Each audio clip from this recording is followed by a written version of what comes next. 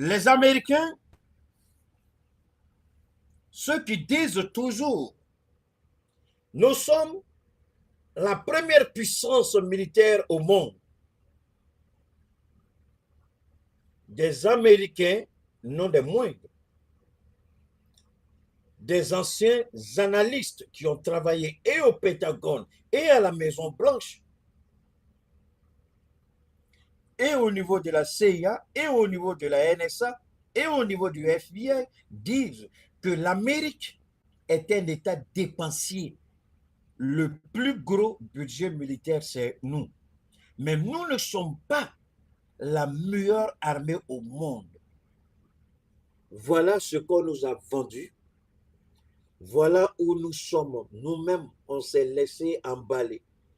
C'est pourquoi je remercie toujours l'Éternel. Je vous jure au nom de Dieu, l'Amérique ne m'a jamais impressionné à tel point que je me rabaisse de ma dignité d'homme noir.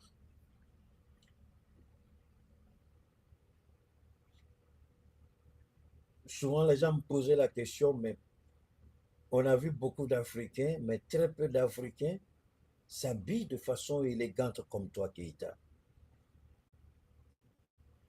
Non seulement tu es toujours propre, bien habillé, et puis tu as un style vestimentaire impeccable, et ton anglais c'est RAS. Je dis, Américain va s'arrêter devant toi. C'est pas un, c'est pas deux. Aussi bien le noir que le latino, que le blanc, ils viennent tous et puis ils te disent ça. Et en même temps, ton patron même te dit, pourquoi tu veux rentrer en Afrique, il y a trop de problèmes là-bas, si tu veux, j'augmente ton salaire.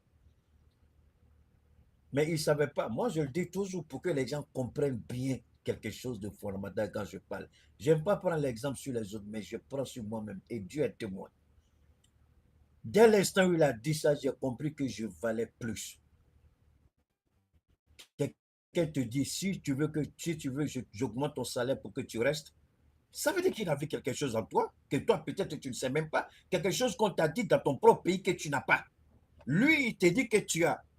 Hey, Koudou, dès qu'il a dit ça, j'ai dit merci Dieu.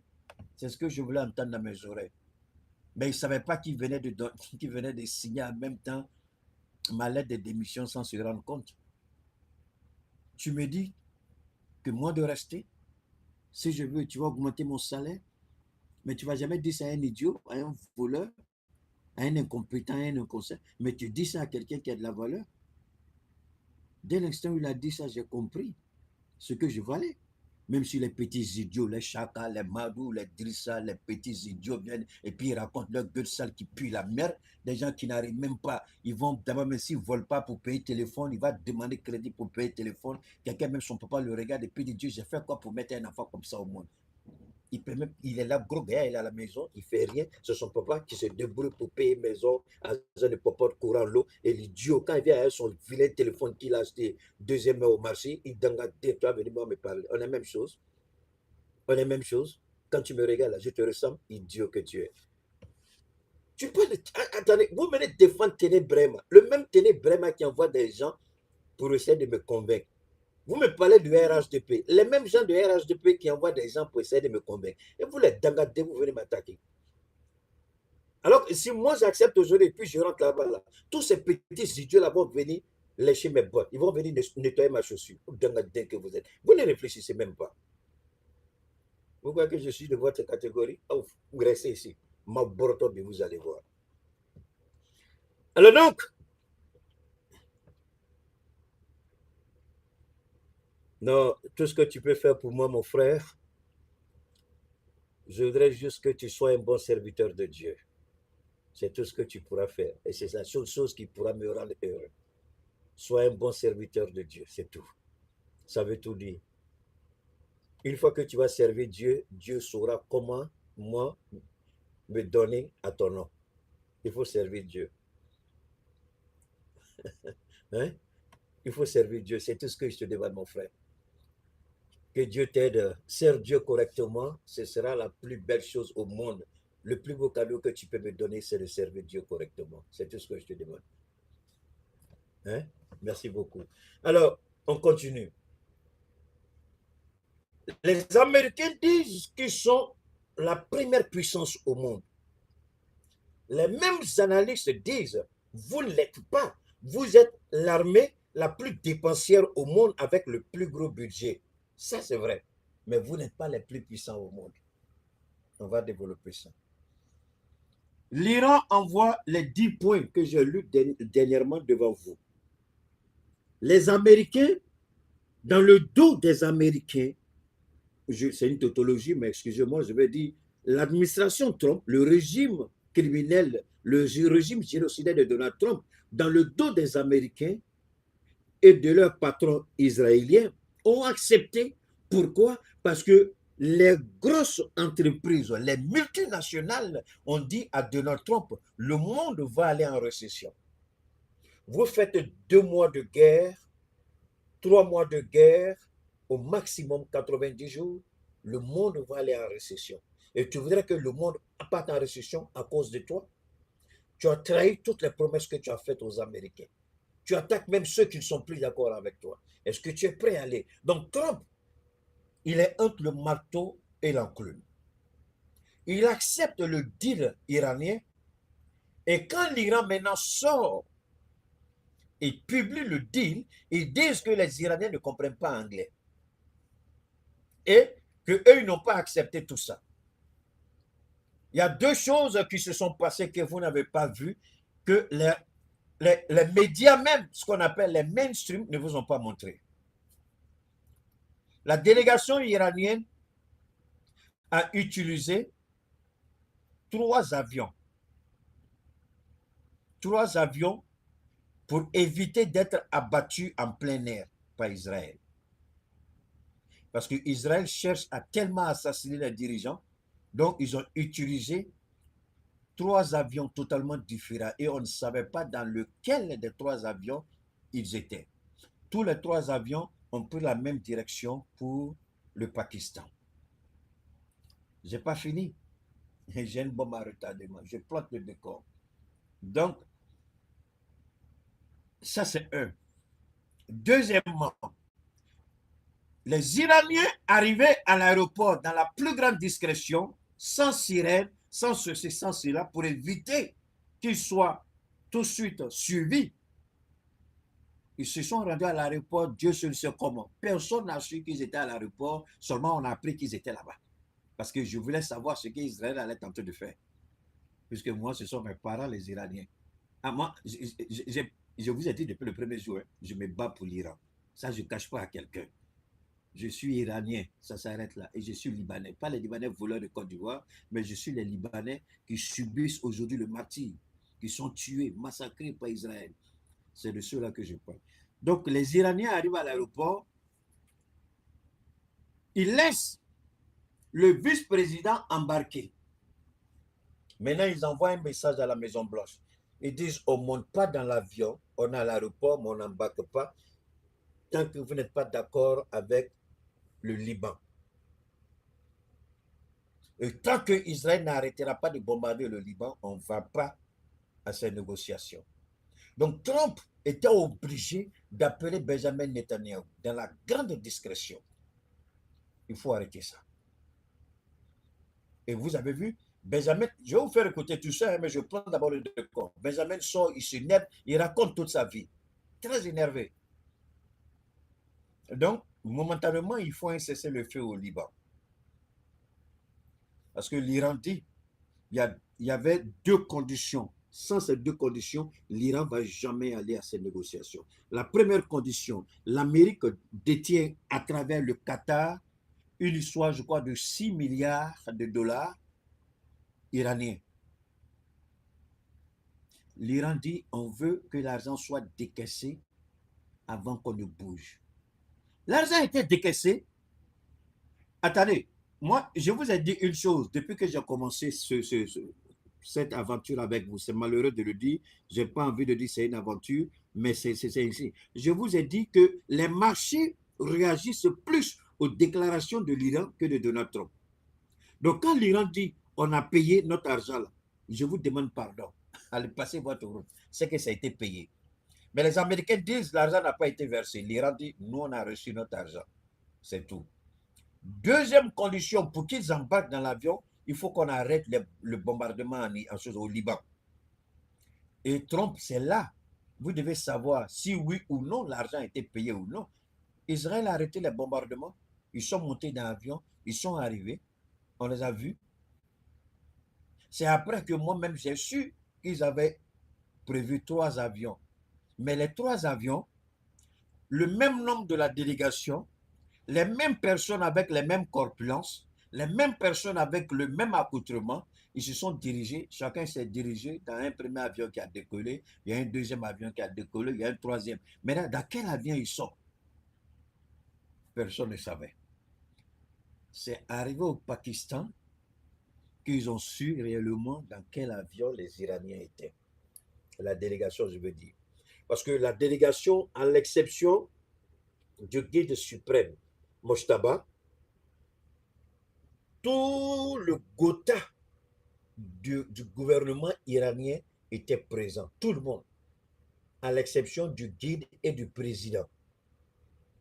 Le guide et le président n'y étaient pas, mais à part ça, ministre de l'économie et des finances, ministre des affaires étrangères, ministre de ceci, ministre de cela, Assemblée nationale, président de commission, tout. Ils étaient nombreux ceux qui sont allés à cette négociation.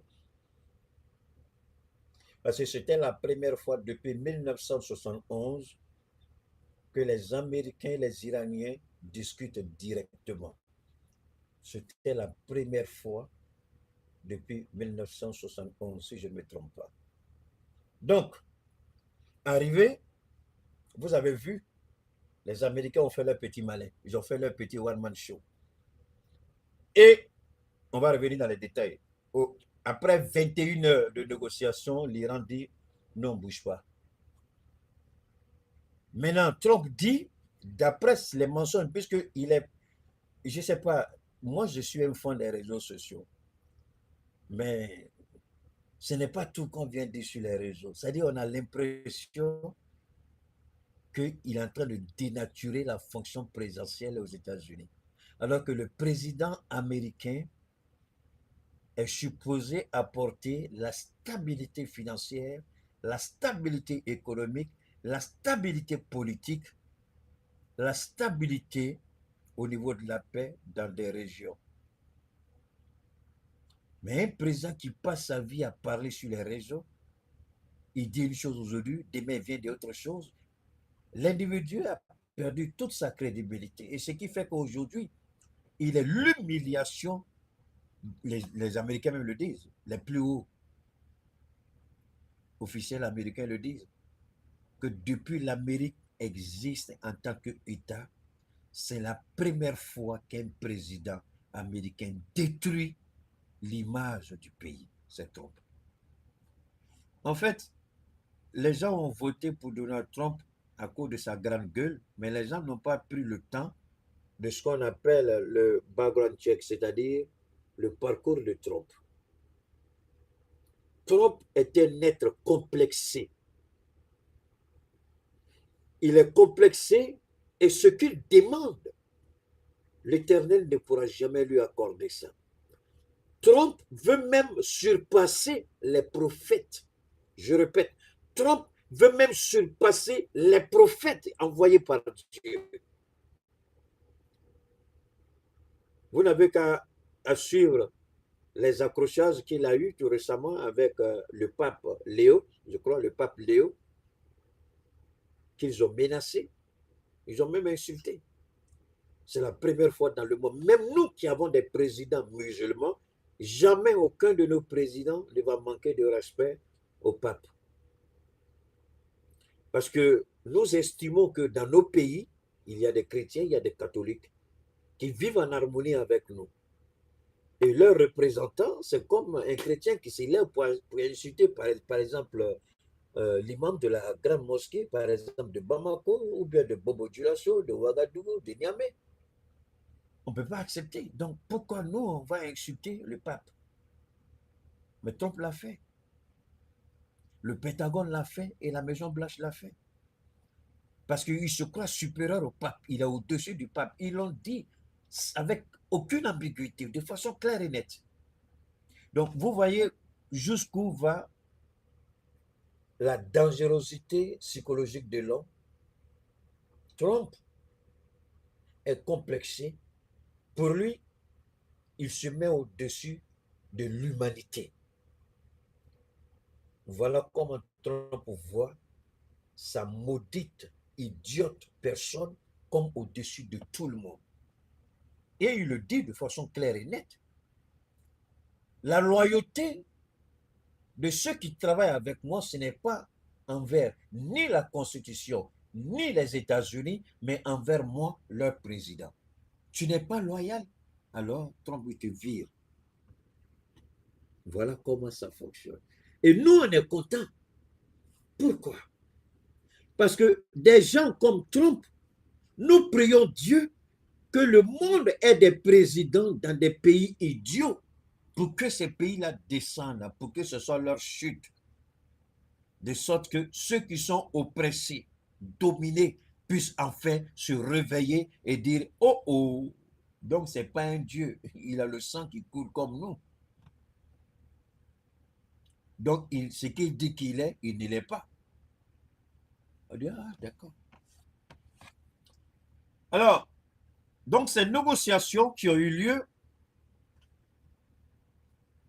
mais avant de vous faire écouter ces négociations, ce qui s'est passé, permettez-moi d'abord de vous faire écouter ceci. Quelque chose que Benjamin Netanyahou a dit il n'y a pas trop longtemps. Le pays aujourd'hui qui négocie, le pays aujourd'hui qui fait tout pour ramener la paix dans la région, le Pakistan. Alors, qu'est-ce que Trump a dit? Il dit Trump, qu'est-ce que Benjamin Netanyahou dit de cette personne? Écoutez, je vais vous amener à écouter. Check it out. The first is called Iran, the second is called Pakistan. Alors, il parle de l'Iran et du Pakistan. Le Pakistan qui est en train de négocier pour la paix. Le Pakistan est un État nucléaire qui possède l'arme nucléaire. Alors, vous écoutez la voix, mais si je vous montre l'image, ce serait beaucoup mieux. Permettez-moi de revenir ici rapidement. J'espère pouvoir le faire. Ok, je vais rapidement. Ok, on va écouter ça. Have you seen this video? Check it out. The first is called Iran, the second is called Pakistan. Il dit le premier, c'est l'Iran. Le deuxième, c'est le Pakistan. On écoute. But the greatest mission that we have is to preserve. Il dit la plus grande mission que nous avons, nous. Mais quand il dit oui, en anglais, ça veut dire nous. De qui il parle? Israël, le monde occidental, la civilisation occidentale, les États-Unis. Oui, c'est qui? We don't know yet. Oui, en anglais, c'est nous. Et nous, c'est impersonnel. Ça veut dire qui? Il dit, la plus grande mission, la plus noble que nous avons, c'est a militant Islamic regime from. Il dit, c'est de faire en sorte que les régimes islamiques, voilà là où beaucoup de personnes sont en erreur. C'est pour là le bâtard de secrétaire général de la guerre de Trump, il dit la guerre que nous faisons, c'est une guerre sainte. Il y a des bâtards, escrocs, voleurs, assassins, criminels, pédos. Toi, tu sais ce qu'on appelle une guerre sainte? Qui a décrété la charia? Qui a décrété cette fatwa-là? C'est vous? Quel est l'ordre divin que vous avez pour décréter cette guerre sainte? Bâtard que tu es. C'est toi qui as décrété. Il faut nous montrer le décret de Dieu qui dit que ce que vous êtes en train de commettre là, c'est une guerre sainte. Quand vous envoyez 3 missiles Tomahawk sur une école de jeunes filles de 8 à 10 ans, sur le champ, 168 sont tués. C'est ça votre guerre sainte? Imbécile que vous êtes, idiot que vous êtes. ce criminel de bâtard appelé Benjamin Netanyahu. Il n'a qu'à attendre, son tour va arriver, il est pressé.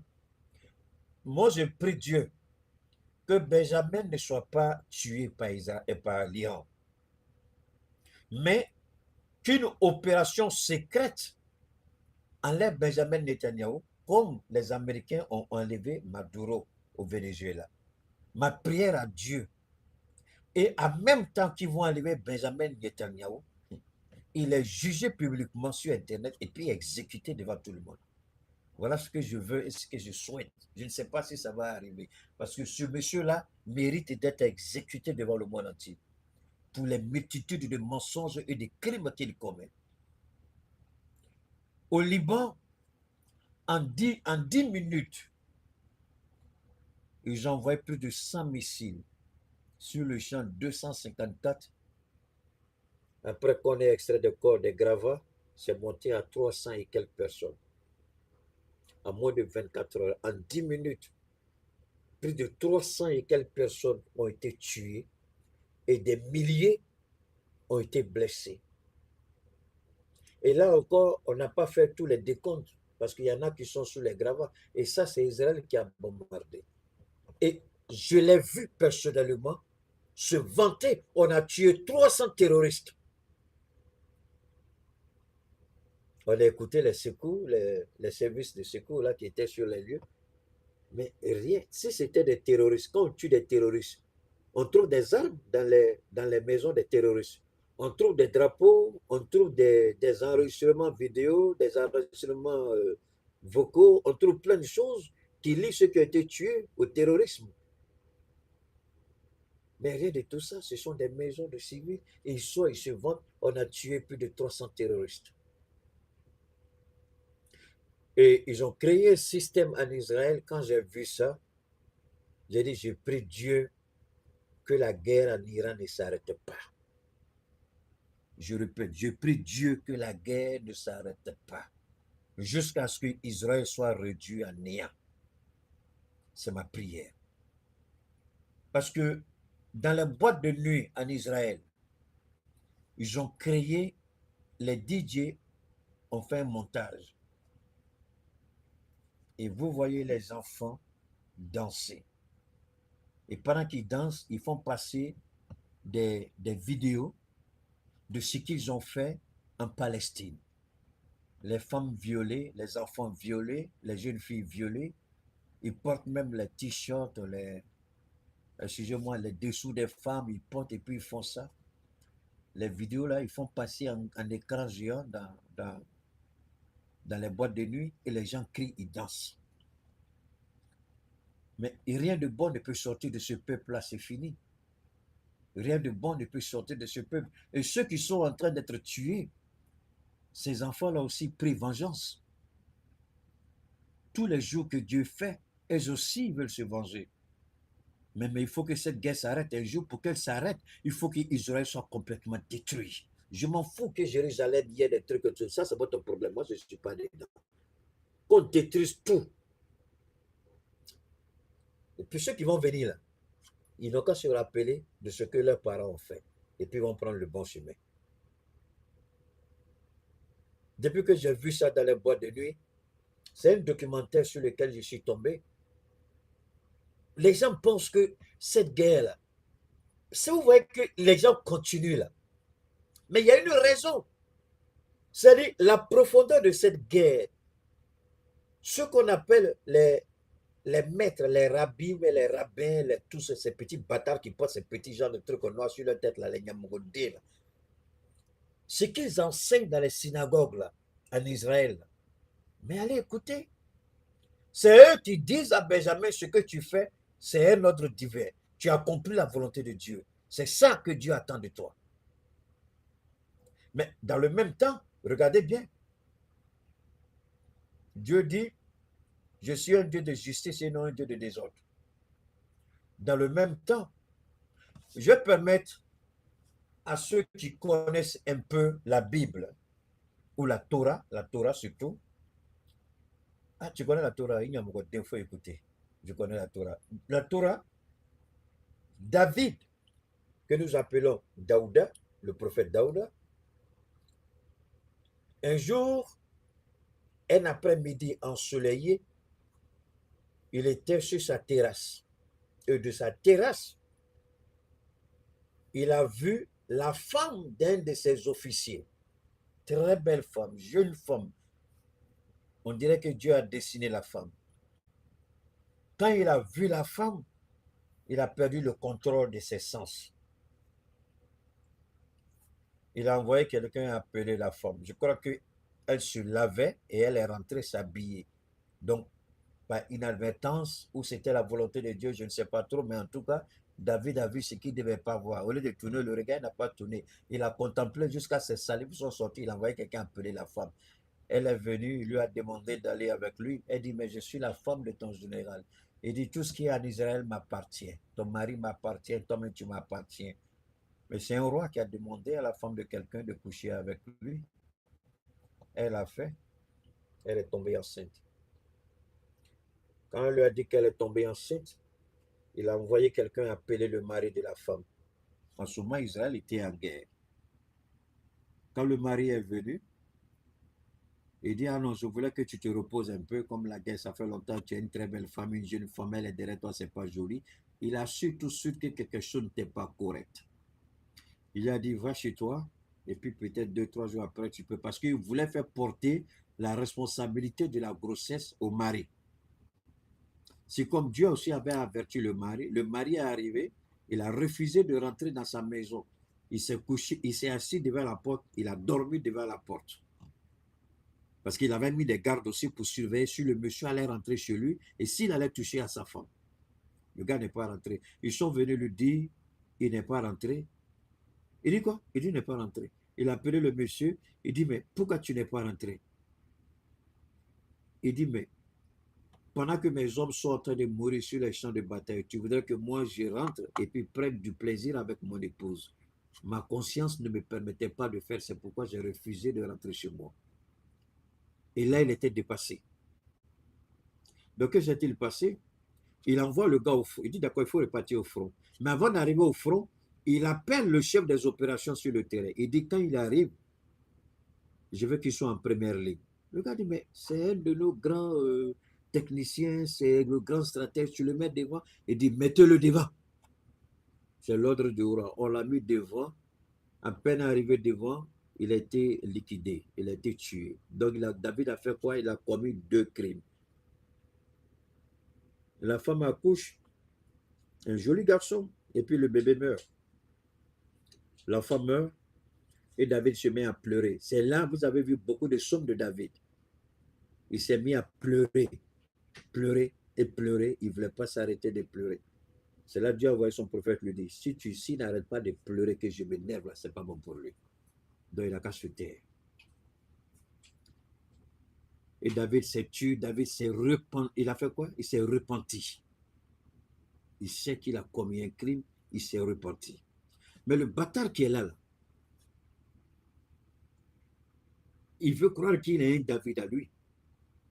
Il ne s'est jamais repenti. Le dimanche passé, hier dimanche, son procès devait commencer hier dimanche. Son procès, oui, il est reconnu coupable de corruption, de vol, d'intimidation, de chantage. Son procès, c'était prévu pour hier. Mais que s'est-il passé à notre grâce suprême? Ses avocats et la coalition qu'il a mis en place ont écrit au juge, le pays en guerre, comment en guerre vous voulez juger comment on appelle ça? Le chef suprême des armées. Et nous sommes en guerre. Vous allez nous affaiblir devant l'ennemi. Vous allez affaiblir le moral de nos troupes sur le terrain. Nous sommes en guerre, donc on demande que la procédure soit mise en pause. Mais c'était la raison pour laquelle il a tué plus de 300 personnes au Liban. Parce qu'il ne veut pas aller affronter la justice. Il ne veut pas faire face à la justice. Il ne veut pas rendre des comptes. Comme Donald Trump, menteur, voleur, corrompu, assassin. Il est pareil avec cet idiot qui est là. Voilà une des raisons. Voilà pourquoi cette guerre en Iran, je n'ai pas besoin de vous le dire. Wallahi billahi, ceux-là ne gagneront pas cette guerre. Il y a trop d'éléments entre les mains de Dieu qui ne permettra jamais à ceux-là. Sinon, avec la puissance de feu des Américains, l'Iran aurait dû capituler. Pourquoi l'Iran n'a pas capitulé? Je vous ramène encore au Yémen. Pourquoi l'Arabie Saoudite et la coalition, la puissance de feu qu'ils avaient, soutenue par qui? Par les États-Unis et Israël. Ils ont échoué au Yémen en face des Houthis. Pourquoi? Parce que la guerre, elle était fausse. Les Yéménites, les Houthis, aujourd'hui, là, c'est eux qui sont là-bas. En Iran. Et l'Iran a dit une chose après les entretiens. L'Iran a dit, nous sommes prêts pour endurer. Nous sommes prêts pour subir. Mais nous allons vous détruire. Imaginez ce que cela signifie. Nous sommes prêts à supporter. Nous sommes prêts à endurer. Nous sommes prêts à subir. Mais vous allez être détruits. Voilà ce que l'Iran a dit. Est-ce que ça ressemble à quelqu'un qui veut négocier? Est-ce que ça ressemble à quelqu'un qui demande pardon? Parce que chaque fois que Trump sort et puis il ment, l'Iran sort pour dire tout ce qu'il a dit est faux, il n'y a rien de vrai dedans. Alors, on va écouter ça et puis on va avancer. The greatest mission that we have is to prevent a militant Islamic regime from meeting up with nuclear weapons or from nuclear weapons meeting up with a militant Islamic regime. The first is called Iran. The second is called Pakistan. OK. Le Pakistan a déjà son arme nucléaire. Ça, c'est une certitude. Maintenant, la question que vous et moi, on peut se poser légitimement. Qui est Israël? Qui est ce petit bâtard de voleur, d'escroc, de criminel de guerre? Qui il est pour dire que le Pakistan n'a pas droit à l'arme nucléaire? L'Iran n'a pas droit à ça. Qui il est? Un génocidaire? Au moins, le Pakistan n'attaque personne. L'Iran n'a jamais attaqué quelqu'un. Mais tous les jours, c'est vous qui ciblez soit les scientifiques, soit des autorités iraniennes, c'est vous qui les ciblez, vous les assassinez. Pourquoi ils ne font pas la même chose au Pakistan? Parce que le Pakistan a déjà l'arme nucléaire. L'arme nucléaire permet à un État, c'est une arme de dissuasion. C'est une arme qui dit ne m'attaque pas, sinon je vais vomir le feu. Et ce que je vais vomir ne sera pas beau à voir. C'est pourquoi la Corée du Nord ne sera jamais attaquée, malgré ses multiples provocations. Le Pakistan ne sera jamais attaqué. Parce que le Pakistan a compris, on s'en fout de toutes les sanctions, on aura notre arme. C'est la seule façon d'être en paix. Une arme nucléaire. Et moi, j'encourage tous les pays africains à avoir l'arme nucléaire pour être en paix. Pour qu'on respecte nos États. Seul le feu a peur le feu.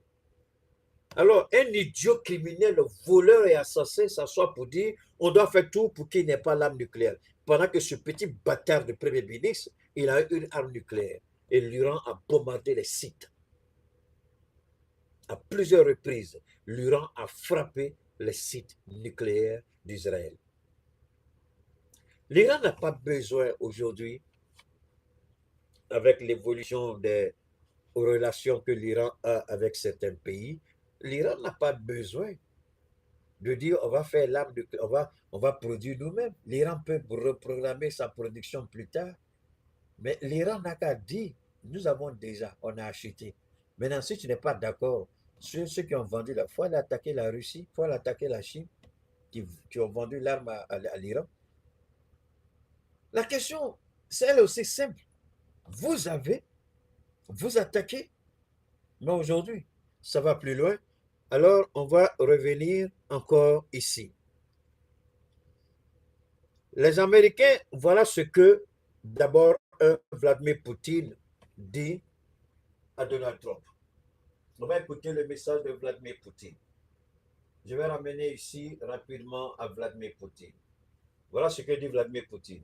Le monde observe une fois de plus le spectacle de la diplomatie américaine. Alors, on va écouter Vladimir Poutine. Observe une fois de plus le spectacle de la diplomatie américaine. C'est Poutine qui On parlait. parle de négociations de la dernière chance, de deals historiques qui s'effondrent avant même d'être signés.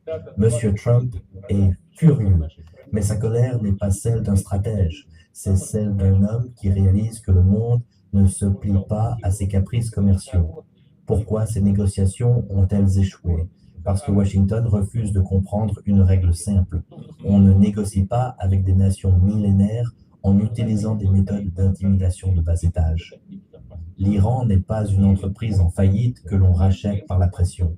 En multipliant les exigences irréalistes et les menaces publiques, l'administration américaine a elle-même fermé la porte qu'elle prétendait ouvrir. La fureur de la Maison-Blanche n'est que le reflet de sa propre impuissance. Pendant que les États-Unis s'enferment dans des cycles de sanctions inefficaces, la Russie et ses partenaires construisent une architecture de sécurité alternative. Nous ne cherchons pas le chaos, mais nous ne craignons pas les conséquences des erreurs d'autrui. L'échec de ces pourparlers confirme ce que nous disons depuis longtemps. L'ère de l'hégémonie unipolaire est terminée. On ne peut plus diriger le monde par le tweet et l'ultimatum. La Russie restera un pôle de stabilité. Nous continuerons de dialoguer avec Téhéran sur la base du respect mutuel et non de la soumission. Ok. Merci beaucoup. Because if these Merci. Alors, vous avez entendu Poutine. L'heure des menaces est terminée. On va vous faire ceci, on est cela. Mais les gens ont compris. Parlez, menacez. Nous, on est là, on vous regarde, on vous attend. Et nous disons infiniment merci à l'Iran aujourd'hui, parce que grâce à l'Iran, le monde comprend quelque chose. Grâce à l'Iran, tous ceux qui avaient peur avant se disent, si c'est le chemin pour être véritablement libre, alors je me prépare à la confrontation. La confrontation n'est pas... Attendez, je m'arrête là un peu, parce qu'il y a une mauvaise lecture qu'on fait toujours. L'Iran était un pays soumis, un pays qu'on a tenté d'isoler, un pays sous sanction, un pays qui n'était même pas capable de développer ses propres infrastructures, un pays dont les dirigeants avaient même peur de se déplacer à l'intérieur de leur propre pays afin d'éviter d'être des cibles d'assassinat de la part d'Israël.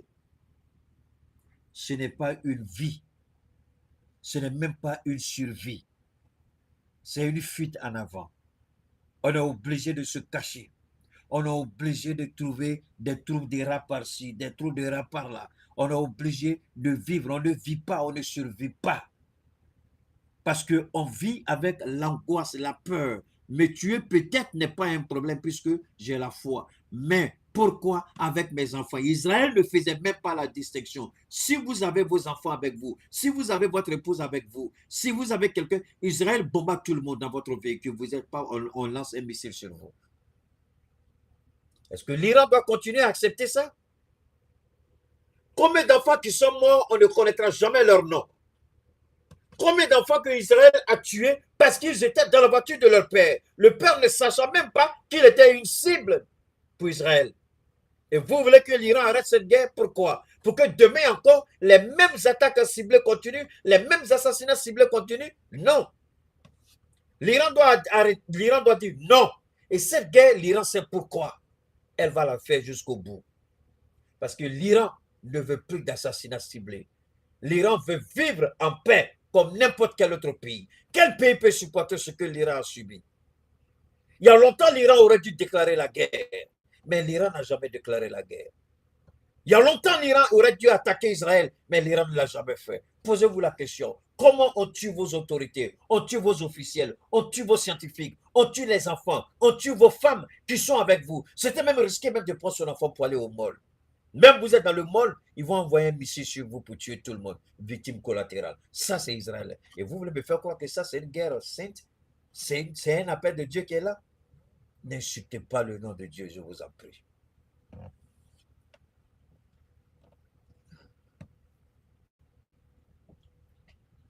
Ce qui est clair, l'Iran n'est pas prêt à laisser tomber. L'Iran s'est préparé parce que l'Iran a enduré combien d'assassinats ciblés? Vous n'avez aucune idée. Attention, un serpent qui est caché, un serpent qui vous a vu attaquer ses œufs, blessé. Vous avez voulu même tuer le serpent a fui aller se cacher. Le serpent vous a vu prendre ses œufs, ses enfants. Le serpent vous a vu. Le serpent n'a rien dit, il allait se cacher. Il s'est nourri d'insectes, de vers de terre, de tout ce qu'il pouvait trouver pour vivre. Et pendant le temps qu'il vit, il nourrit sa haine. Il prépare sa vengeance patiemment, dangereusement, méthodiquement, avec la plus grande passion qu'il pouvait avoir. Et un jour, vous arrivez, la provocation de trop.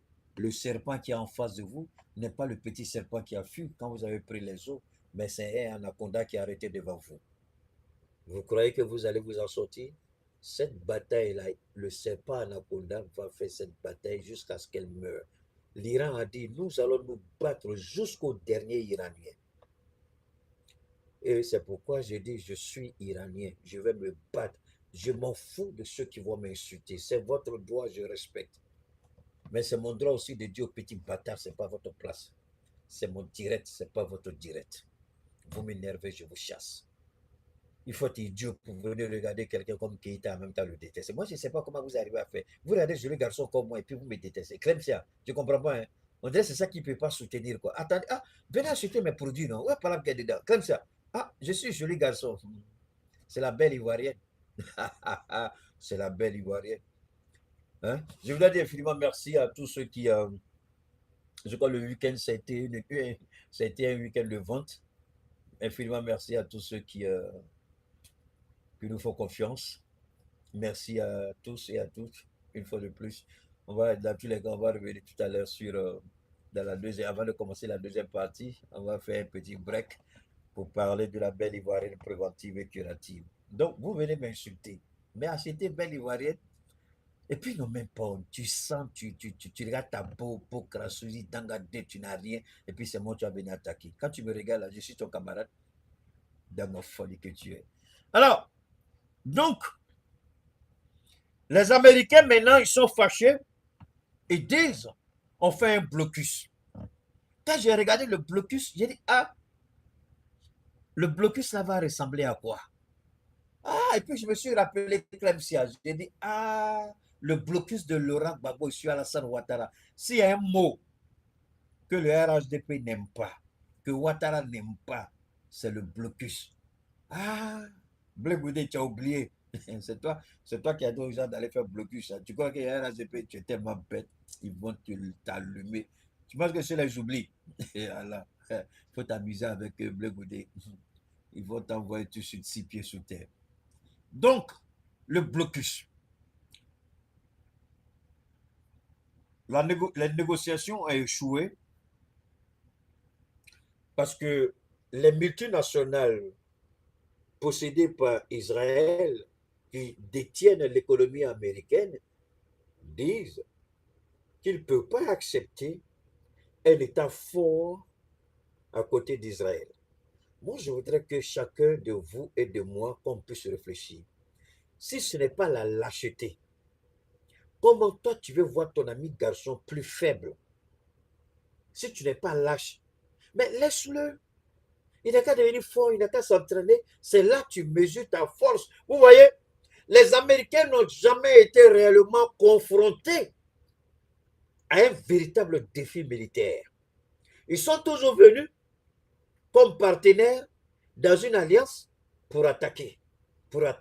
Mais l'Amérique ne s'est jamais retrouvée face à un véritable défi militaire. Et c'est la première fois depuis la Deuxième Guerre mondiale que l'Amérique est en train de suivre comme ça. Elle ne sait pas où il faut aller. C'est l'Iran. Un pays sanctionné, un pays sous sanction,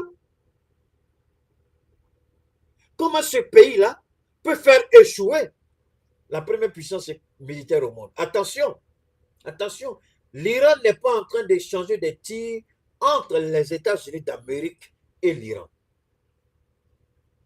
Faites beaucoup attention. L'Iran s'est dit, ce qui vous échappe, permettez-moi, par la grâce de Allah, de vous l'expliquer. Cette guerre d'Iran, plein de choses échappent. Vous voyez les Américains, aucune bombe ne tombe là-bas chez eux. Mais il y a une autre guerre plus dynamique, plus efficace, plus dangereuse. La guerre économique, la récession. L'Iran s'est dit, même si je dois envoyer des missiles sur le territoire américain, très peu de missiles auront la chance de toucher un État américain. Vu que je n'ai pas développé des missiles à longue portée, des missiles, ce qu'on appelle les missiles balistiques intercontinentaux. L'Iran n'a pas développé ça. Donc, l'Iran a limité ses missiles à 1500, 2000 km, maximum 4000 km. Je ne crois même pas 4000, je crois 2000, même pas 3000. C'est-à-dire, il peut frapper Israël et tous les pays. Maintenant, l'Iran dit, je ne peux pas frapper les Américains, mais je peux faire quelque chose pour que les Américains sentent la douleur que mon peuple ressent. Je vais frapper toutes les bases militaires américaines. Deux, je vais frapper toutes les entreprises américaines installées dans le Golfe. J'ai la possibilité de le faire, j'ai les moyens de le faire et j'ai les moyens de ma politique. Et l'Iran s'est préparé parce que la question, ce qui surprend le monde aujourd'hui, s'il vous plaît, un instant, écoutons-nous. Le monde se dit, mais comment l'Iran est arrivé à une telle analyse? Parce que les gens voyaient l'Iran en train de patauger, en train de faire ceci, faire cela, mais les gens se disent, ils n'ont pas vu l'anticipation stratégique de l'Iran. Comment l'Iran peut affaiblir les États-Unis? Parce que les Américains, je vais vous dire une chose, pour avoir fait ce pays assez longtemps, pour avoir connu ce pays, la plupart des industries, des entreprises ne sont pas installées sur le territoire américain. À cause de quoi? À cause des taxes. Donc, la plupart de... Même ça là, même ça, c'est pas installé là-bas. Ça, c'est en Chine. Hein? Ça là, c'est la fierté des Américains. C'est pas ça? Mais ça, c'est en Chine. D'accord? Toutes les télés que vous voyez là, si ce n'est pas Japon, c'est Corée du Sud. Et puis on envoie aux États-Unis. Les voitures, ils ont essayé avec le, comment on appelle ça, avec quel pays, j'oublie le nom du pays là. Il y a un pays latino là, où on construit, et puis on met dans les bateaux là, on va livrer aux États-Unis. Le Canada, c'est la même chose. Ils ont fait la guerre avec le Canada. Qui vend les voitures aux États-Unis? C'est la Corée du Nord, c'est le Japon, c'est l'Allemagne, c'est un peu l'Italie, avec les Ferrari, tous ces autres-là, les grandes marques. Donc, les Américains, en réalité, le fer, l'aluminium, les terres rares, ils n'ont rien de tout ça. Ça vient d'ailleurs. Et une guerre aujourd'hui, il y a quelque chose, Donald a dit quelque chose que beaucoup de gens sont dit, les Américains disent, on fait ça à la Chine et et puis vous croyez à ça.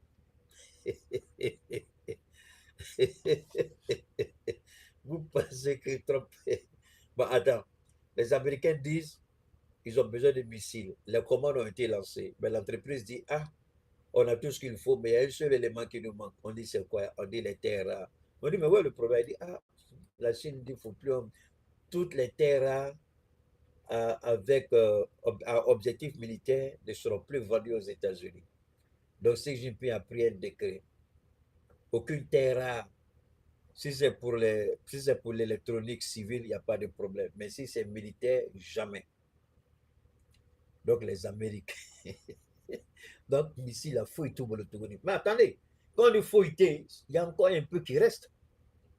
Donc, ils seront obligés de se réadapter. Ils seront obligés d'acheter avec qui? Soit avec la France, soit avec l'Angleterre, soit avec l'Espagne, soit avec d'autres pays. Ils seront obligés, l'Italie, l'Espagne, ils seront obligés d'acheter des armes. Eux n'en ont pas. Ils sont limités, ils seront obligés d'acheter avec ces pays-là. Mais malheureusement, ces pays-là ont beaucoup trop donné à l'Ukraine avec sa guerre avec la Russie. Mexique, merci beaucoup, Mexico. Merci infiniment, Cassie. Mexique. La plupart des voitures que nous voyons, les voitures qu'on a conduites, on a fait tout, mais tout est, là-bas, c'est fait, puis on amène General Motors, et puis Ford, GMC, et tous ces autres. Bon, maintenant, Trump, voilà la situation qu'elle a. Les Européens même sont confrontés à une réalité. Maintenant, il dit, je vais faire blocus. Mais alors, je m'arrête un peu à l'expression blocus, l'idée même du blocus. Comment la première puissance économique au monde, d'après ce qu'on nous a vendu, comment la première puissance militaire au monde, d'après ce qu'on nous a vendu, n'arrive pas à négocier un deal? Est-ce que l'Iran est réellement ce qu'on nous a dit, détruit, affaibli? Alors, quand vous êtes détruit, vous êtes affaibli, vous n'avez plus rien. Vous priez Dieu pour qu'une fenêtre d'opportunité s'ouvre et puis vous saisissez ça tout de suite. Mais pourquoi c'est l'Iran qui ferme la porte? Est-ce que ce qu'on a dit de l'Iran est vrai? Question. Insultez-moi, est-ce que ce que je dis est faux? Mais si réellement l'Iran était affaibli, si réellement l'Iran c'était fini, mais l'Iran allait accepter tout ce que les Américains ont demandé. C'est quand tu gagnes la guerre, tu demandes la capitulation sans condition. Mais l'Iran dit, je n'ai pas perdu la guerre, donc je ne capitule pas. Ouh! Alors que le président américain a passé son temps à envoyer des tweets de mensonges, de mensonges, de mensonges, de mensonges et de mensonges. Le problème, c'est quoi? L'Iran, personne n'a vu l'Iran venir. Personne n'a su que l'Iran avait préparé cette guerre à un tel niveau. Personne. Mais c'est Poutine qui affirme sa collaboration en disant, oui, nous collaborons parce qu'on a une relation. Mais attendez, vous voulez que Poutine dise, non, non, non, vous allez écouter les idiots de LCI en France, ces petits bâtards de France 24, ces merdiques là. Donc Poutine doit dire, ah non, non, non, c'est pas moi. On a mordé. Oh, bâtard, vous tous. C'est pas vous qui donnez des armes à l'Ukraine? C'est pas vous qui allez faire vos réunions de OTAN là? C'est pas vous qui faites vos réunions de l'Union européenne? C'est pas vous qui dites que vous allez donner budget un paquet de 90 milliards d'euros? C'est pas vous? Donc Poutine doit avoir honte quand vous vous affichez pour aider l'Ukraine. Poutine doit avoir honte de dire qu'il soutient l'Iran. Hey, regardez-moi ça. Poutine dit oui, on a une relation et nous fournissons des informations à l'Iran et nous équipons l'Iran. Poutine l'a dit de façon claire et nette. C'est un allié, nous le soutenons, nous l'équipons et nous lui donnons les informations dont il a besoin. Point bas. Mais ensuite, n'est pas d'accord, il faut attaquer. Voilà ce que Poutine a dit. Maintenant, ils disent que non, c'est Bloomberg et puis le renseignement britannique. Ils disent que la Chine est en train de convoyer un lot très important de matériel à l'Iran. C'est là vous avez vu l'idiot président. You better not do that. You better not do that. Il y a beaucoup de Donald, bâtard Donald Trump, danga dès que tu es. J'ai dit, puis celui qui n'est pas d'accord, il n'a qu'à partir. You better not do that. Ah bon? Ah bon? Qui équipe l'Ukraine? C'est pas vous? Alors, voilà des gens qui disent, nous, on peut équiper qui on veut. On peut armer qui on veut. On peut former qui on veut. On peut renseigner qui on veut. Mais vous n'avez pas le droit de faire ça. Mais toi, tu es qui? Jonathan, toi, tu es qui? Who are you? C'est toi qui vas dire à la Chine. Mais en même temps qu'ils disent ça, il y a une chose qu'ils oublient. Si la Chine se plie aux exigences américaines, si la Russie se plient aux exigences américaines, à l'intérieur de leur propre pays, ils sont affaiblis. Dans les alliances qu'ils ont, ils sont déjà affaiblis à l'intérieur de leurs propres alliances. Et chacun se posera la question, si vous avez peur des Américains, pourquoi je vais faire alliance avec vous? Donc, ni la Chine, ni la Russie ne vont se plier à quoi que ce soit des États-Unis. Jamais ça n'arrivera pas. Parce que c'est dans leur intérêt. Ils le font, ce n'est pas bon pour eux. Et ils ne le feront pas. Soyez certains, ils ne le feront pas. Alors, maintenant, pourquoi les négociations ont échoué? Ça a échoué parce que les exigences américaines, d'après ce que Téhéran dit, sont inacceptables. On veut une capitulation inconditionnelle. Pas d'enrichissement nucléaire, pas d'armes balistiques, pas de soutien au Liban, pas de soutien à la Palestine. Vous restez faible. On veut que vous soyez un État docile et faible. Même l'islam qui nous donne le droit de prendre 3 à 4 femmes Clémence, l'islam ne nous dit pas d'avoir des femmes faibles. L'islam nous demande d'avoir des femmes obéissantes. Mais attention, la soumission, c'est totalement différent de ce que cela dit. C'est de savoir qui est ton mari, respecter ton mari, honorer ton mari, c'est tout ce qu'on te demande. Mais eux, ils disent quoi? Permettre à Israël de coquifier l'Iran, comme Israël est en train de coquifier le Liban, comme Israël est en train de détruire la Palestine. Voilà la politique américaine, que l'Iran soit faible, soumis et être coquifié comme Israël le fait au Liban et en Palestine. Ça n'arrivera pas. Ça n'arrivera pas. Les gens n'accepteront pas. Pourquoi ils vont accepter ça? Vous n'avez qu'à regarder dès l'annonce du cessez-le-feu de 2 semaines entre les États-Unis et l'Iran. Israël a bombardé, je vous en ai parlé. 10 minutes de bombardement, plus de 300 morts et des milliers de blessés. Pas des petites blessures, des blessés graves. Il y a des gens qui seront amputés en vie, 2 pieds, 2 bras, un pied, Dieu seul sait. Et ce qui me tue, comment les Américains sont incapables de dire à Israël, ce que tu fais, ça va au-delà du droit. Ce que tu fais, c'est inadmissible. Mais Israël attaque des zones civiles sans en payer le prix. Et ils ont la sale gueule de parler encore. Mais pendant ce temps, qu'est-ce qu'on fait? On dit aux autres, subissez, subissez. Mais cette époque est révolue. Il va falloir que ces idiots-là, à la Maison-Blanche et dans ce pays maudit appelé Israël, qui se réveillent. Cette époque est dépassée, terminée, c'est fini. C'est fini, c'est terminé. C'est terminé. C'est pourquoi moi je demande à nos États, au sein de l'AES, de prendre une position claire par rapport à Israël, de chasser tous les ambassadeurs d'Israël dans nos pays. C'est ce que je demande à l'AES.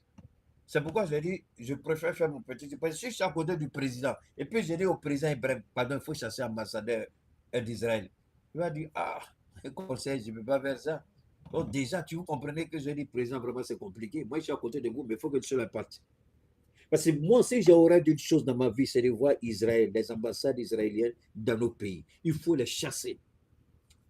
Ces idiots-là n'ont même pas le droit de respirer la même air que nous dans nos pays. Il faut chasser tous les ambassadeurs d'Israël de chez nous. C'est ce que j'aurais souhaité, mais ça n'arrivera pas. Parce que ce n'est pas ma volonté qui sera faite. Mais c'est quelque chose que j'aurais souhaité. Mais je le dis sans savoir que ça va être fait. Mais au moins, je dis ce que je pense. Si on pouvait les chasser, ça me fait plaisir. Parce que si Israël continue, il va falloir maintenant targuer, il va falloir identifier tous les Israéliens dans le monde. Les crimes qu'ils commettent en Palestine et au Liban, vous faites la même chose aux Israéliens partout où ils sont dans le monde. Vous les attaquez, vous les tuez comme ils tuent en Palestine et puis au Liban. Le seul langage que ces idiots-là comprennent, ils se croient, parce qu'ils se disent qu'ils sont sous la protection des États-Unis. Ils n'ont pas menti. Attendez, vous croyez que les multinationales, ces grandes entreprises qui à eux seuls ont plus d'argent que vous ne pouvez imaginer, que toute l'Europe réunie, mais ce sont des Israéliens. Ça appartient aux Israéliens. Alors, moi, là, il y a une chose que je voudrais, je ne sais pas, mais je remercie Dieu, que les pays africains commencent à développer, on a des petits génies ici, très intelligents, qu'ils commencent à développer des plateformes de paiement, pas les conneries d'Orange là, non, non, non. Comme Swift, pardon, des Américains. Vous avez vu, les Chinois ont fait pour eux. Le Brésil a fait pour lui. La Russie a fait pour lui. Il faut qu'en Afrique, on commence à réfléchir. Et au sein de l'AES, moi, je souhaiterais qu'on soit plus connecté au système SWIFT américain. La seule façon pour nous de ne pas subir les sanctions américaines, c'est de ne pas être connecté. Attendez, votre enfant, vous êtes fâché, mais il vient toujours à la maison, il mange, il remplit son ventre, il dort, il se lave, il s'habille, il se parfume, il sent bon et puis il s'en va.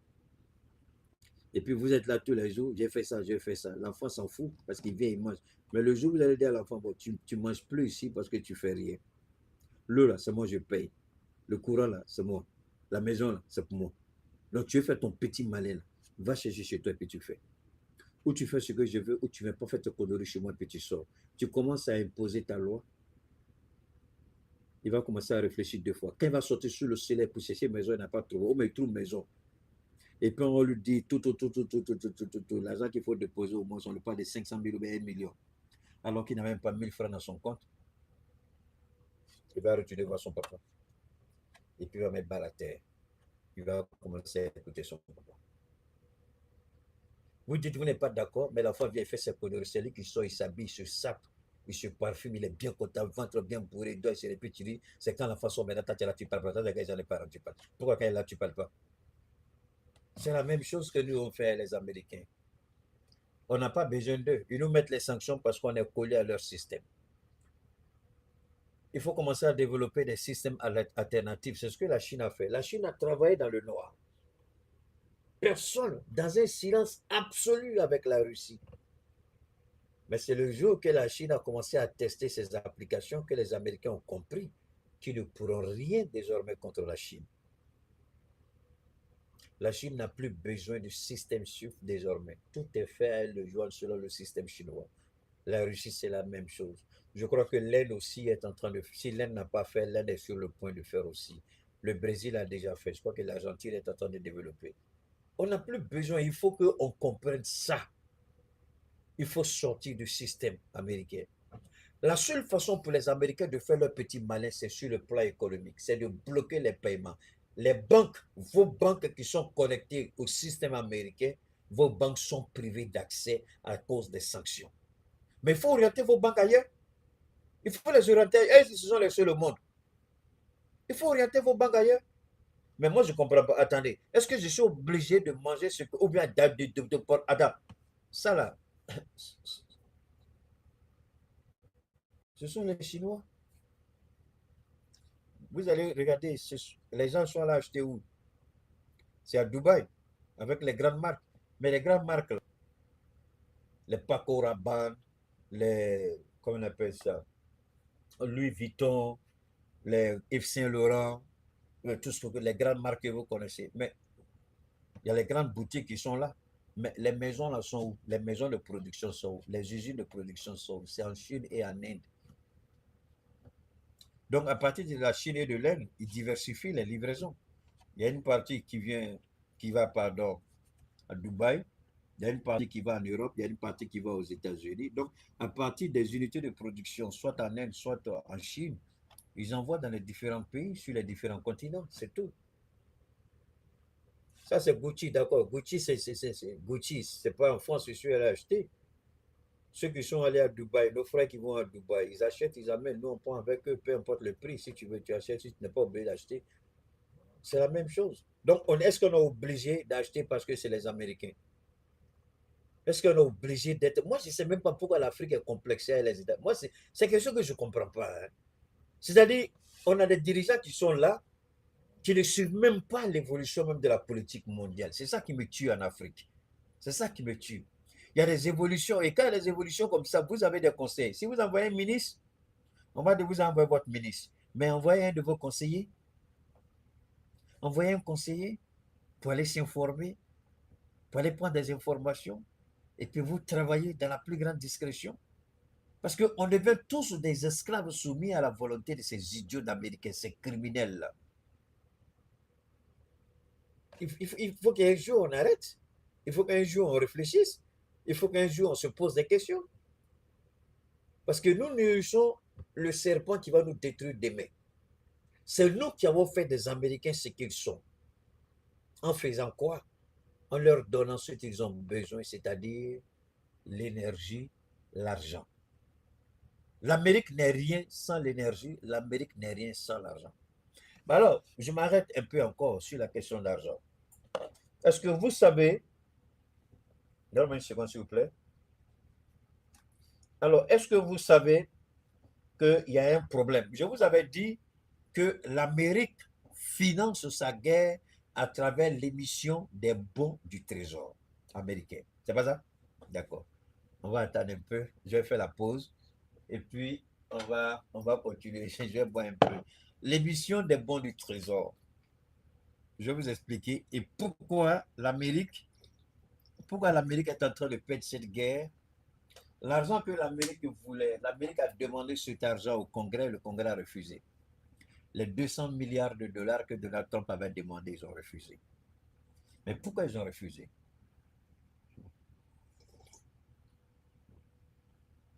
Permettez-moi de boire un peu, on fait un petit break, d'accord? D'ici là, on va écouter ça.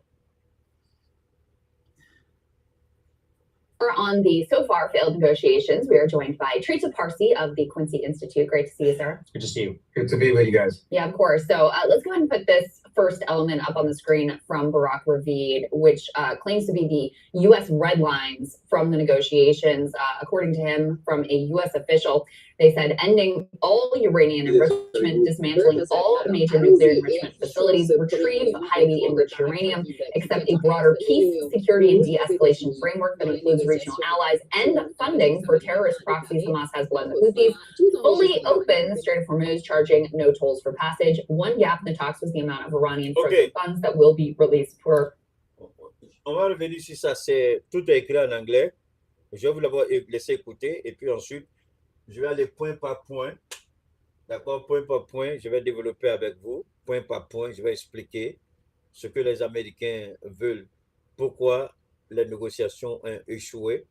Il y a plein de choses qu'ils ont avancées. Et quand vous écoutez la version iranienne et la version américaine, vous vous demandez, mais attendez, il y a en anglais ce qu'ils ont appelé le framework, c'est-à-dire qu'il y avait un accord préalable, un accord sur lequel devaient avoir lieu les négociations. Et cet accord, c'était un framework de 10 points. Mais les Américains, après, vous savez, Trump, il se dit, je suis le plus grand négociateur au monde. Il croit encore que c'est... Parce que Trump était un ancien c'est un vendeur de maison. C'est un entrepreneur. Là-bas, on appelle ça real estate, c'est-à-dire l'immobilier. Nous, on appelle chez nous ici immobilier entrepreneur. C'est le monsieur qui a passé sa vie à détruire les petites entreprises, les contracteurs. Il vous contracte pour fournir tel ou tel matériau dont il a besoin pour construire telle ou telle chose. Quand vous finissez après, il déclare faillite. Il va devant un juge, il dit je suis en faillite. Et le juge reconnaît qu'il est en faillite après examen. L'entreprise, c'est fini. Hein? Trump ne vous donne plus 5 francs. C'est comme ça que le monsieur est devenu milliardaire, en déclarant faillite, faillite, faillite et en détruisant des multitudes de petites et moyennes entreprises. Donc, dans la politique, l'idiot pense qu'il peut faire la même chose. C'est ce que Poutine lui a dit. L'Iran n'est pas une entreprise en faillite. Respectez-les. Donc, il accepte le framework, le point de départ, il accepte le point de départ des discussions, et puis arrivé, il sort autre chose, un autre document qui n'a rien à voir avec ce que les Iraniens avaient proposé, qui avait été accepté par Trump lui-même. Donc, on va continuer d'écouter, s'il vous plaît. On va continuer d'écouter. source with knowledge. Your reaction to these purported U.S. red lines and also where we are right now in terms of any sort of resolution to the war?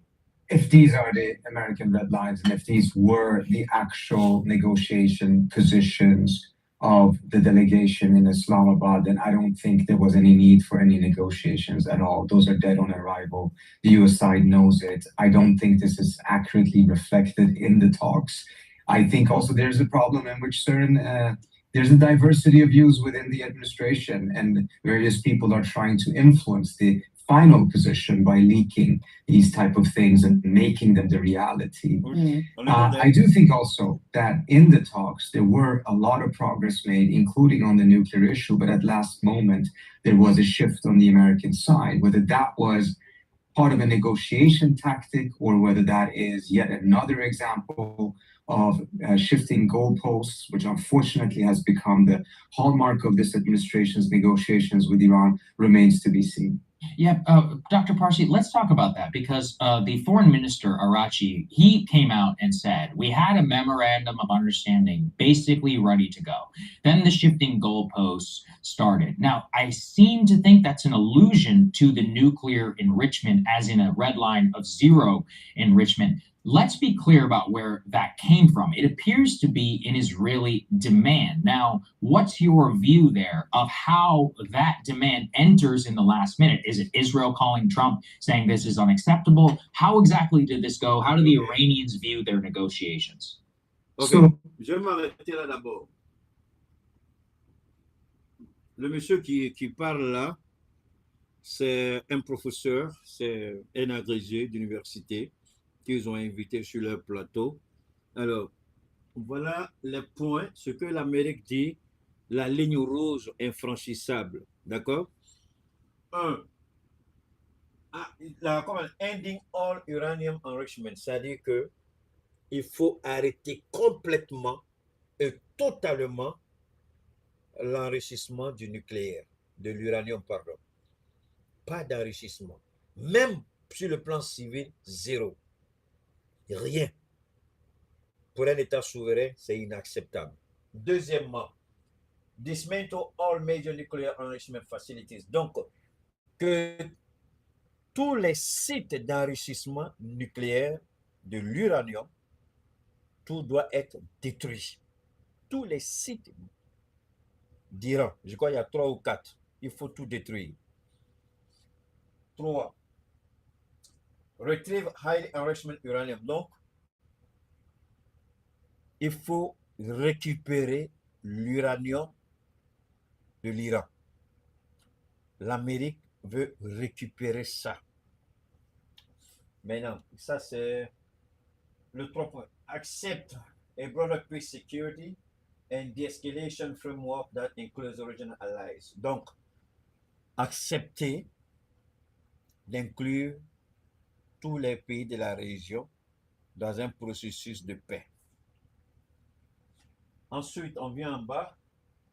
And funding for terrorist proxy, Hamas, Hezbollah et Houthis. Donc, ils considèrent le Hezbollah, le Hamas et les Houthis comme étant des organisations terroristes et disent à l'Iran, il faut arrêter de financer ces organisations terroristes. Ensuite, fully open the Strait of Hormuz, charge no tolls for passage, ouvrir le détroit d'Hormuz sans prélever un centime comme droit de passage. Ensuite, open gap in the talk that was the amount of Iranian frozen funds that will be released per source with knowledge. Maintenant, ouvrir le débat sur les fonds iraniens qui sont gelés. Alors, ceci n'a jamais été le point sur lequel devraient avoir les négociations. C'est totalement différent de ce que l'Iran avait proposé. Mais maintenant, quand vous écoutez ce que je suis en train de vous faire écouter là, ils disent que c'est Israël qui a appelé à la dernière minute pour dire on n'est pas d'accord. On n'est pas d'accord, on n'est pas d'accord. Donc, tous ces points que vous voyez là, ce sont des points qui ont été soulevés, suggérés par Israël. Et les Américains ont introduit ça dans leurs négociations. Première question, pourquoi pensez-vous que les Iraniens ont exigé que le vice-président fasse partie de la délégation avec laquelle elle va négocier. Ça, c'est un. Deuxièmement, pourquoi des personnalités, je peux dire non officielles, mais considérées comme étant des conseillers de Trump, pourquoi ce sont ceux-là qui... En réalité, ces genres de négociations ne peuvent se faire en dehors du secrétaire d'État, c'est-à-dire Marco Rubio. Pourquoi Donald Trump refuse l'implication des autorités officielles américaines et choisit lui-même son beau-fils, c'est-à-dire le mari de sa fille, et un de ses amis, hommes d'affaires avec qui ils ont fait des maratapés sur les gens pour détruire les compagnies. Regardez bien ceux qui négocient pour Trump. Son beau-fils, un petit voleur, qu'il a envoyé dès qu'il a été, enfin, dès qu'il a gagné les élections, c'est le petit qui allait représenter l'organisation Trump. Le premier mois, le contrat qu'il a signé, d'après ce qu'on a appris, tourne autour de 30 milliards de dollars. Le petit, le mari de sa fille. Et c'est lui qui l'a placé comme conseiller spécial. Tout le monde sait. Mais pourquoi Trump refuse? Parce que c'est des gens qui ne peuvent jamais lui dire non. Quand ils vont négocier avec son agenda. Alors que quand tu vas négocier, tu vas pour dire, il y a de fortes probabilités que ce que je demande, qu'on accepte ou qu'on n'accepte pas. Je vous donne un exemple aussi simple que limpide. Lorsque Barack Obama était président et que avec les nations européennes, il négociait avec l'Iran pour obtenir un deal sur la question de l'enrichissement de l'uranium iranien. C'était John Kerry. Je me rappelle encore, c'est comme c'était hier. John Kerry et puis Laurent Fabius, je crois, le français là, qui était le ministre des Affaires étrangères de la France, et John Kerry qui était le secrétaire d'État. Ça s'est passé, je crois, lors du deuxième mandat de Barack. Et c'était John Kerry qui était secrétaire d'État, donc qui a assumé le rôle de ministre des Affaires étrangères, et Laurent Fabius qui était le ministre des Affaires étrangères de François Hollande. Moi, j'ai entendu John Kerry dire que souvent, à 1h, 2h du matin, il appelait le président Barack. Voilà ce que les Iraniens ont dit. Qu'est-ce qu'on fait? Barack appelle ses conseillers. Ils discutent, et puis ils disent d'accord. Voilà la formulation, tu acceptes ça, tu n'acceptes pas ça. Laurent Fabius, de son côté, appelle Hollande. Et ces présidents n'ont pas dormi pendant tout le temps de la négociation avec les Iraniens. Ils n'ont pas dormi. Fabius était là. Il appelait Hollande. Il parlait. Parce que c'est les choses qui nous intéressaient tous. Et moi, comme j'aime la politique, à cette époque, je ne savais pas que j'allais faire un combat pour l'Iran aujourd'hui. Mais j'ai suivi quand même l'évolution. Et ça s'est fait. Chaque pays avait son ministre des Affaires étrangères. Et quand ils finissent, ils se retirent. Chacun va négocier avec son président. Ils discutent, et puis ils reviennent. La France a été plus dure même que les Américains. Hollande a été plus dur que les Américains. Hollande est vivant. Je souhaite qu'il sorte pour parler de cette affaire-là. Il a été plus dur avec Laurent Fabius. Il a été plus dur. Et enfin, quand ils sont... Les Iraniens ont beaucoup concédé. Beaucoup concédé. Et quand ça s'est passé, ils étaient tous contents. On a vu le ministre des Affaires étrangères de l'Iran, quand il est rentré à Téhéran, on a vu une liesse populaire. Il a été accueilli comme jamais on l'a vu en Iran. On a regardé ça et le monde était en paix. Le monde était... Mais il a fallu un bâtard de la pire espèce. La mère de Donald Trump dit, je ne souhaite pas un jour que mon fils devienne président aux États-Unis. Parce que c'est Satan en lui. C'est mon fils, mais il est mauvais. C'est la maman de Trump qui a dit ça. Les gens ont fait sortir ça. Hein. Moi, je n'invente rien. La maman de Trump a parlé. Elle dit, c'est mon fils, mais je ne souhaite jamais qu'il soit président. Parce qu'il est narcissique. Il est égocentrique. il est méchant, il est mauvais, il est jaloux, il n'aime pas voir les gens évoluer. Il veut toujours être à la tête de tout. Il veut dominer le monde. Il veut être au-dessus de tout le monde. Ça, c'est la maman de Donald Trump qui a dit ça. Si Donald Trump aime, je ne sais pas si elle vit aujourd'hui, mais c'est elle qui a dit qui il est. Donc, quand ce petit Dieu arrive, pour faire plaisir à Israël, il annule tout. Il faut repartir sur des bases. Mais ce que Israël demande, pourquoi les gens ne posent pas la question à Israël, d'accord, vous voulez que l'Iran n'ait pas l'arme nucléaire, d'accord, mais et vous, est-ce que vous avez l'arme nucléaire? Mais pourquoi Israël, on ne pose jamais la question à Israël? On demande toujours, vous savez, c'est ça qui est dangereux dans le monde. C'est-à-dire que quand vous êtes faible, on veut vous dominer, on veut vous assujetter, on veut vous amener à accepter quelque chose. Mais et l'Iran, comment on appelle? Et, merde. Et Israël?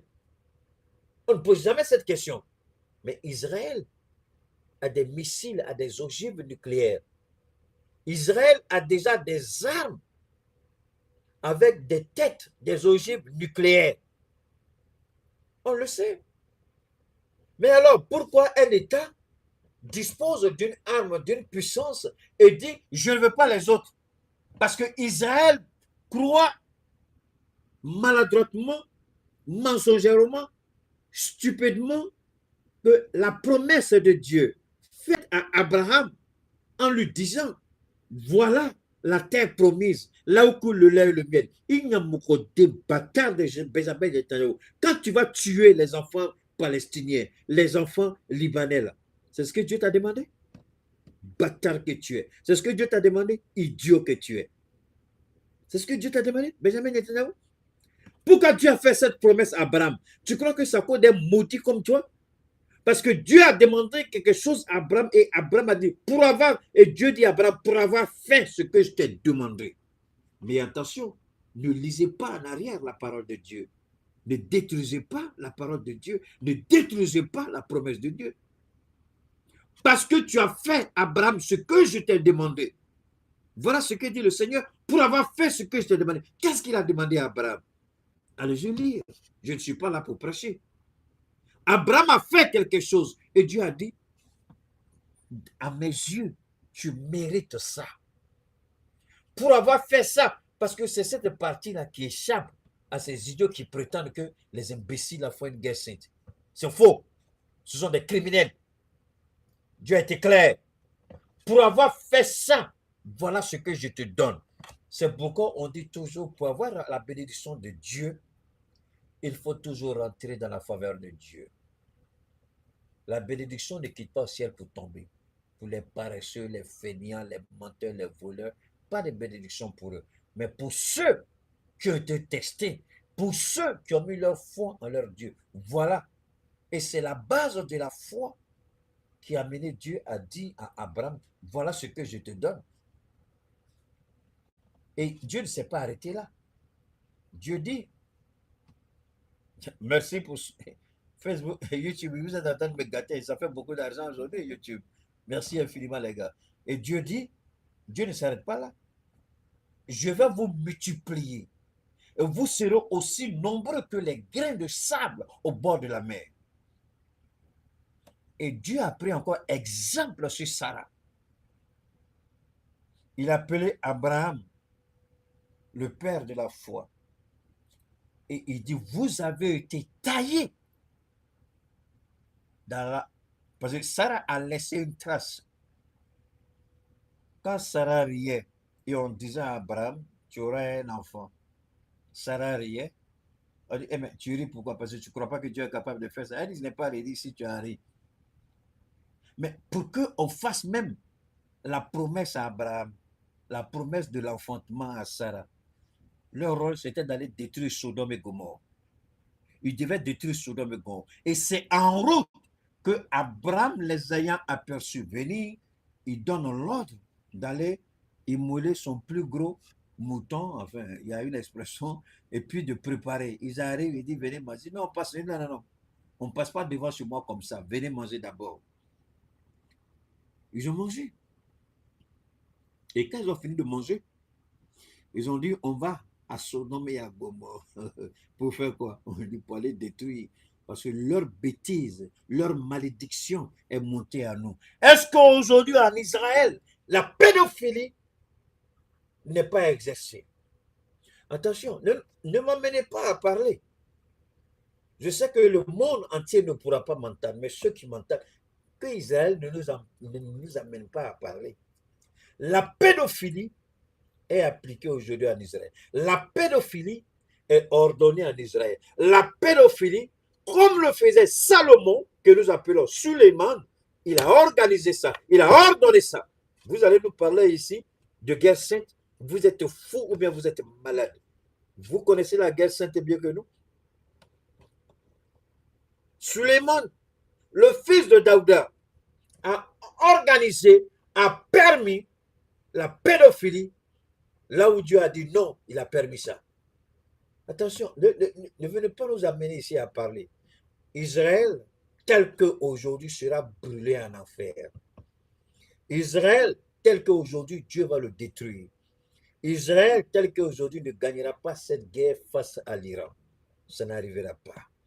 Parce que tout ce que Dieu a condamné du temps de David, Daouda, du temps de Salomon, Suleiman, ils le font.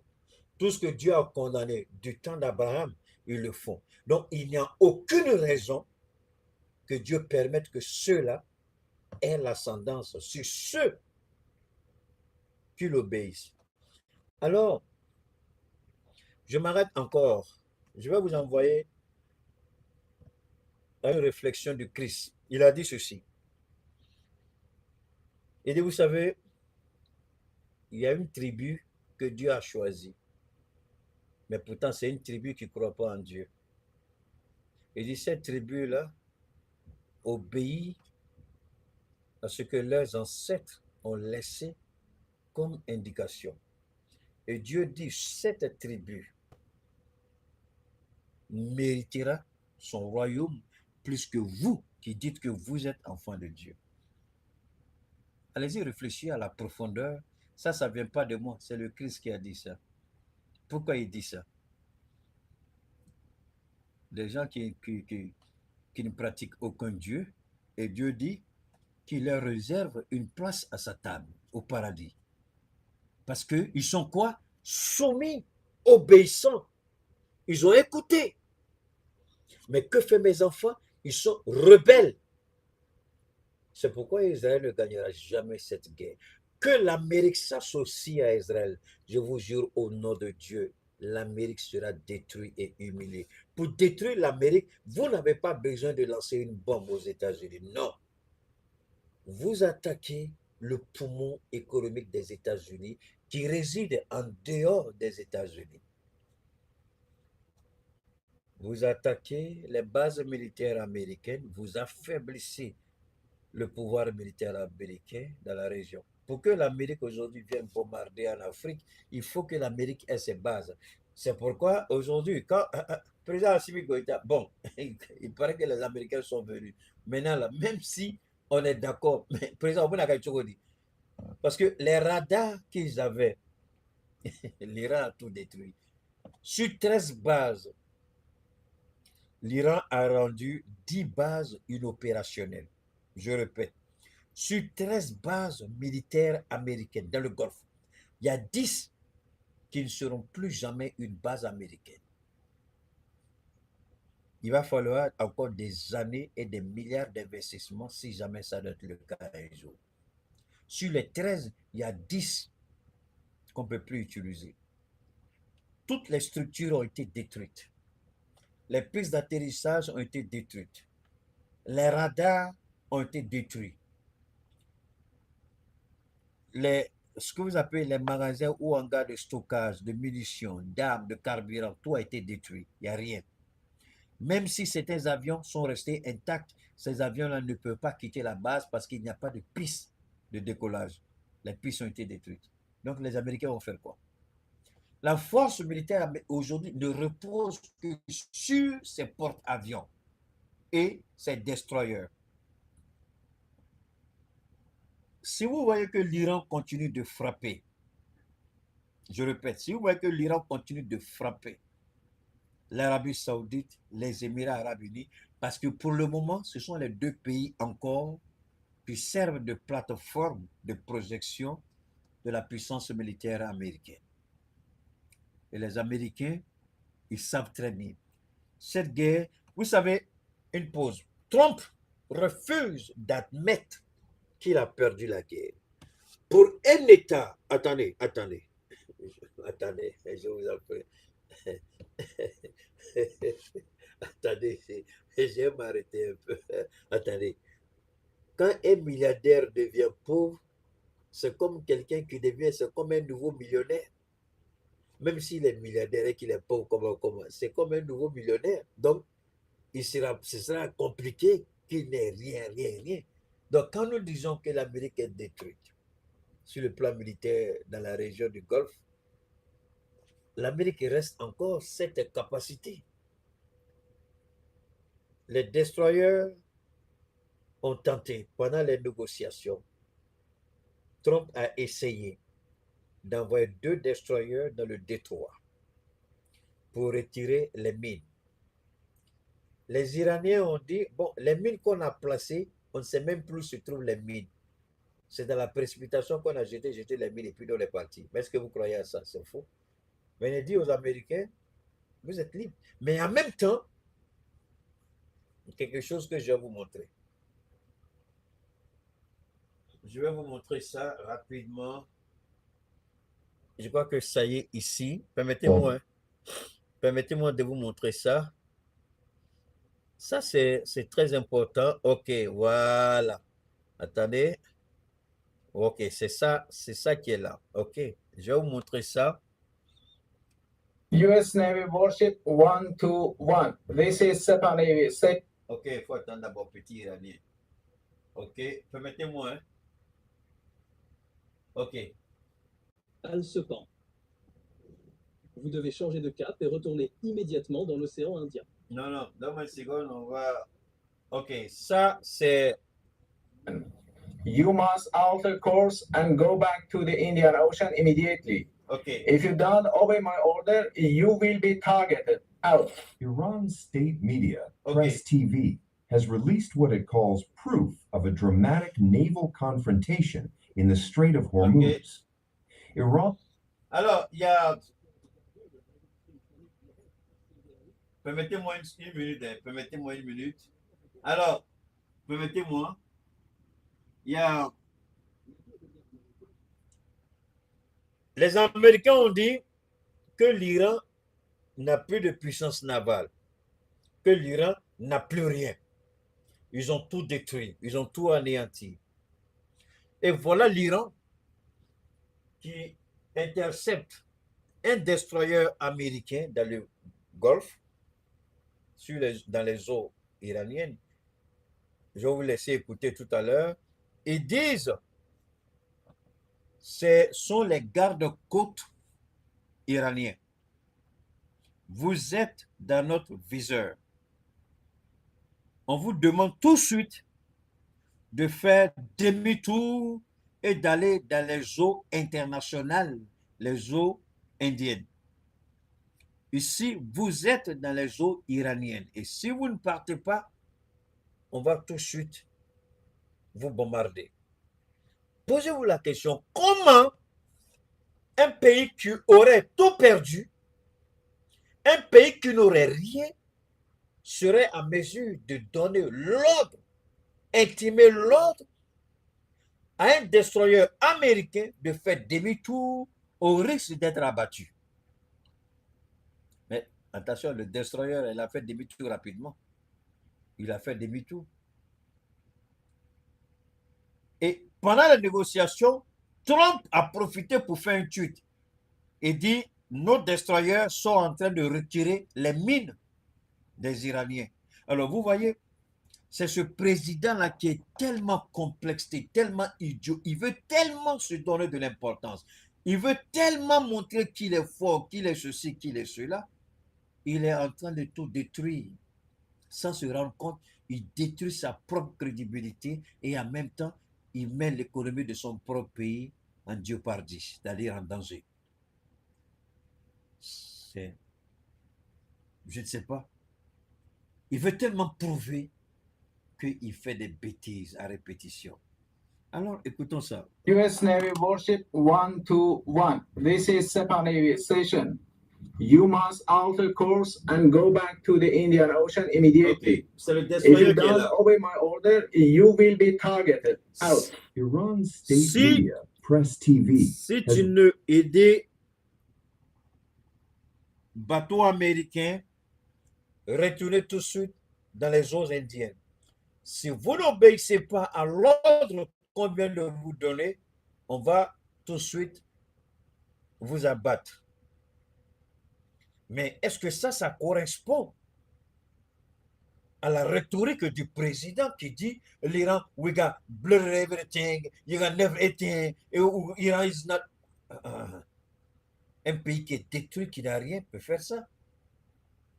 Un pays qui peut plus, ce pays-là peut faire ça. Do you believe that? Et cet idiot de président continue chaque jour de se ridiculiser. Chaque jour, il se ridiculise. Pourquoi? Alors que tu peux t'asseoir avec les Iraniens, tomber d'accord avec eux, trouver une issue, mais il ne peut pas parce que il faut qu'il soit l'esclave. Parce que j'ai même entendu que Benjamin Netanyahou le fait chanter et que Epstein était un agent infiltré du Mossad. Et il y a des vidéos de Donald Trump, il y a des photos de Donald Trump dans des positions avec des petites filles mineures, aussi bien à Mar-a-Lago, dans son truc là, dans sa domaine à Mar-a-Lago, ou bien on dit quoi? On dit un ou bien une, prenez ce que vous voulez, ne prenez pas ce que vous voulez, jetez, puis restez tomber, Keita s'en fout. Mon papa n'est pas français, ma mère n'est pas française, donc je mélange comme je veux, j'accepte ce que je veux. Donc, Trump, il y a des photos de lui, aussi bien sur l'île du gars et dans sa résidence personnelle en Floride.